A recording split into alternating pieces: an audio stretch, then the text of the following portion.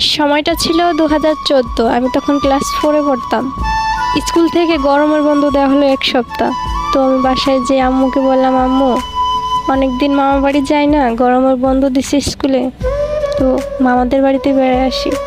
আম্মু বললো তোমার আব্বুকে বলো। আব্বুকে গিয়ে বললাম, আব্বু মামাদের বাড়ি বেড়াতে যাব, স্কুল বন্ধ দিছে। আব্বু বললো এখন বেড়াতে যাবি? যা তাহলে, বেশি দিন বেড়াস না, তাড়াতাড়ি চলে আসিস। আম্মু বলল আজ তো বৃহস্পতিবার, কাল যাস, কাল তো শুক্রবার, কাল আমি ডাক্তার কাছে যাব, ওখান থেকে ওষুধ কিনে নিয়ে তোর এগিয়ে দিয়ে আমি চলে আসব। খুশিতে আমি আত্মহারা, তাড়াতাড়ি গিয়ে বেগ টেক গুছিয়ে রেখে দিলাম, পরের দিন সকালে যেতে হবে।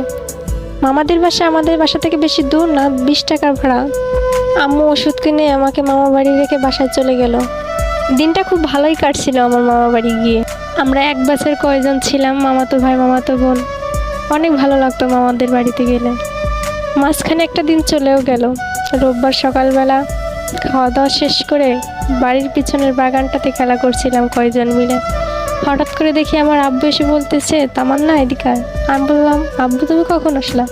আব্বু বলতেছে, এই তো এখন আসছি, চল বাড়ি চল। আমি বলতেছি, কেন আব্বু? 2 দিনই তো হয়নি, এখনো আসছি।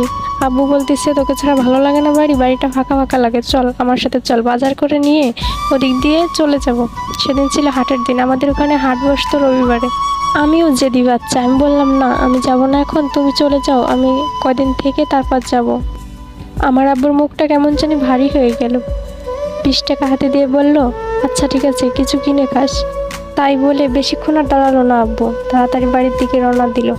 আমি একবার ভাবলাম আব্বুর কি হলো, হঠাৎ করে মন খারাপ করে আবার চলে গেল। ভেবেও আর ভাবলাম না, তাড়াতাড়ি গিয়ে ওদের সাথে আবার যোগ দিলাম খেলায়। দুপুরবেলা খাওয়া দাওয়া শেষ করার পর মামার রুমে যেয়ে টিভি দেখতে লাগলাম। টিভি দেখতেছি কিন্তু আমার মনে কোনো শান্তি হচ্ছে না।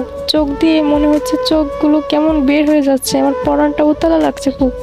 জানি না কেন এমন হচ্ছে কেন। আমার রুম থেকে একবার বাইরে বের হচ্ছি, আবার রুমে ঢুকছি, টিভি দেখছি, তবুও মনে কেমন জানি লাগছে, চোখ দিয়ে এমনি এমনি পানি বের হচ্ছে, মনের ভিতর শান্তি পাচ্ছি না।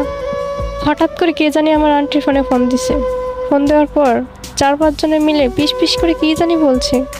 আমার কাছে মনে হচ্ছে ওরা আমার কাছে কিছু লুকাচ্ছে। এরপর আন্টি আমাকে এসে বলতেছে, তোর আব্বু অনেক অসুস্থ, তাড়াতাড়ি চল, বাড়িতে যেতে হবে এখনই।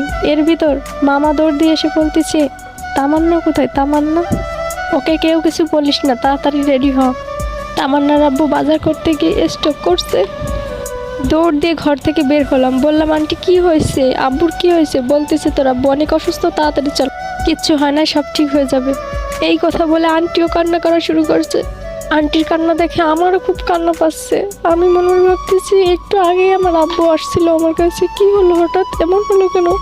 পাশের বাড়ির এক মামার গাড়ি নিয়ে এসে মামা বললো, তাড়াতাড়ি সবাই উঠে পড়ো। সবাই তাড়াতাড়ি গাড়িতে উঠে পড়লো। গাড়ির থেকে নামতে না নামতেই দেখলাম রাস্তা ভরা মানুষ আর মানুষ। হঠাৎ করে আমার ভাই দৌড় দিয়ে এসে বললো, আমার না বোন, আমার এটা আমাদের সাথে কি হলো?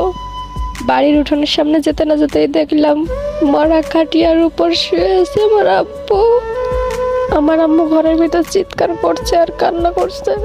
পাশের বাড়ির চাচিরা আমার আম্মুকে ধরে রাখছে। ওই দিন মনে হলো পুরো দুনিয়াটাই অন্ধকার হয়ে গেল আমাদের জন্য। শুধু আল্লাহকে বলতে লাগলাম, আল্লাহ এটা কি হলো আমাদের সাথে? এত কম বয়সে আব্বু হারা করলো আমাদের, ইতিম বানালো আমাদের। এগুলো বলে কান্না করতে লাগলাম। অল্প বয়সেই বাবাকে হারিয়ে ফেললাম। এখন অনেকটা বড় হয়ে গেছি, ভালো মন্দ বুঝতে শিখে গেছি, কিন্তু ওই অভাবটা না কোনোদিন আর পূর্ণ হবে না। বাবা মানেই হচ্ছে একটা বটগাছ, যে সব সময় ছায়া দিয়ে থাকে। ওই ছায়াটা যখন সরে যাবে না, তখন বুঝবা বাবার মূল্যটা।